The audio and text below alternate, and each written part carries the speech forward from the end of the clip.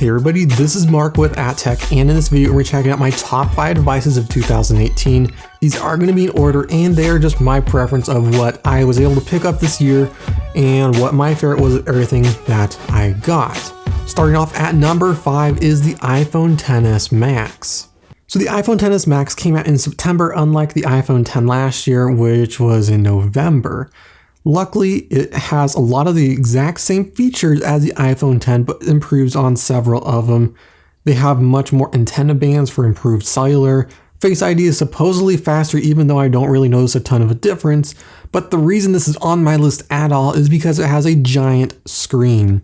I had the iPhone 7 Plus before I got the 10, and I love the big screen. Even though the 10 technically had a bigger screen than the 7 Plus, the form factor was smaller and was also narrower than the 7 Plus. So I was really disappointed they didn't have a bigger screen option, but when they finally came out with this one, I was so excited.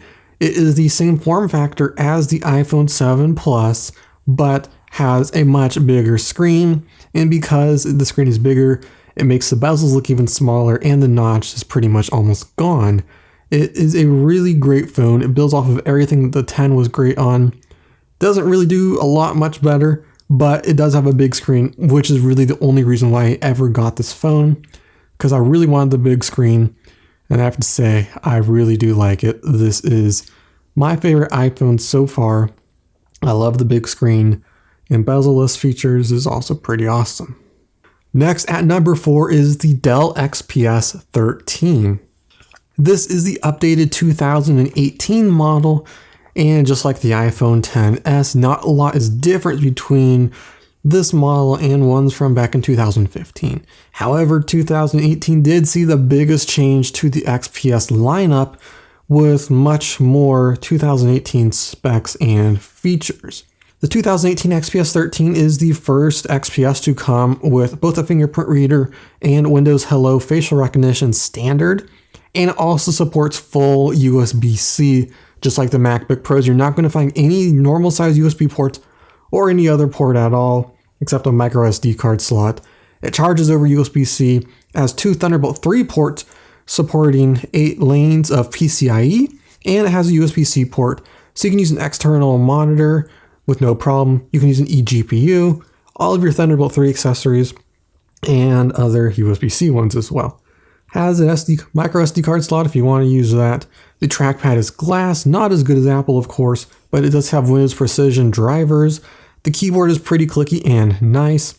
The screen, just like the iPhone, is basically bezel-less. It's not touchscreen, but it is glossy, which is something I do really look for in a monitor. Matte screens are not the best. They look a little pixelated, but glossy screens are really nice. This is pretty thin and light. And I have to say, this is probably one of my favorite Windows laptops I've tried in a long time. We don't have a video on this quite yet, but we will see that in a couple of weeks on the XPS 13. Coming in at number 3 is the Echo Dot 3rd generation. The new design looks very similar to certain Google Home products, specifically the Google Home Mini. Colors are basically identical, the fabrics are identical, and the shapes are pretty similar as well. This thing is a lot more chunky and bigger than the 2nd generation Echo Dot. However, it does feature a lot of nice benefits. Specifically, my favorite feature, and the reason you should upgrade to this one over any other one, is because the speaker inside this is absolutely amazing. The speakers in the previous Echo Dots were not great at all. They sounded pretty tinny and lacked any depth or bass. But this one sounds really, really good. This sounds very similar to the original Echo, the big, huge tower one that came out several years ago. It sounds very similar to it. It has some nice clarity, some bass to the voice. It sounds really rich, and it's just an amazing speaker. It does require more power because it has a barrel connector now rather than micro USB. And we go more in depth in this in our review, which you can check out right up there, where we talk about some of the features and why you may want to get this. But the build is really nice. The tapered light ring, so you can see at any angle, is really cool. And the speaker inside this is absolutely amazing. I don't even have this on the max volume, and it can fill an entire room, and it just sounds amazing. It's not much more expensive than the previous generation ones. I mean, even if you're considering between the 2nd and the 3rd, you have to get the 3rd no way I'm ever going back to the second generation. At number 2 is the Google Home Hub, and more specifically, the Lenovo Smart Display. Any Google Home Hub device will be running the same Google Assistant operating system. However, there are multiple manufacturers making a smart display. I do not have the Google Home Hub, but I did get the Lenovo Smart Display. This is the 8-inch model, but it will run the same operating system as the 10-inch model and the Google variant. I feel like this one has a lot better design than the Google one, and it just looks a whole lot nicer. It can go into a portrait orientation to look like a ripoff of the Facebook portal, or you can have it in landscape mode to watch videos and stuff like that. It runs the Google Assistant operating system. It's kind of like Android, but it's more specific for getting information you need and very simple swipe-based gestures. You just swipe from the side to go home. You tap anywhere on the home screen to open up your different cards.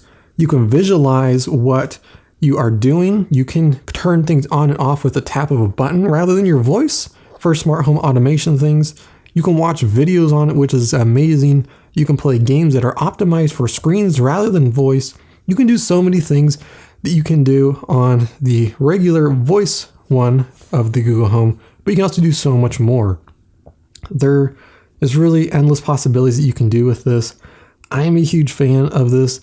I know it's kind of similar to the Echo Show, but I feel like because this is Google, it's more integrated with all of Google's services, YouTube, images, business listings, that sort of stuff. You can do so much more with this.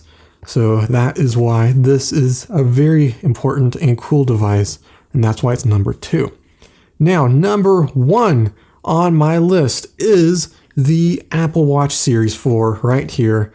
This has to be the biggest update to the Apple Watch since the original one came out several years ago, almost 4 or 5 years ago.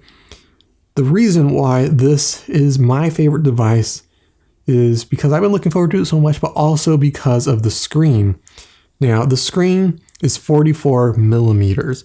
Previously, the biggest you get was 42 millimeters, and I felt like that was okay. But looking at this and looking at the old one, there's no way I could ever go back.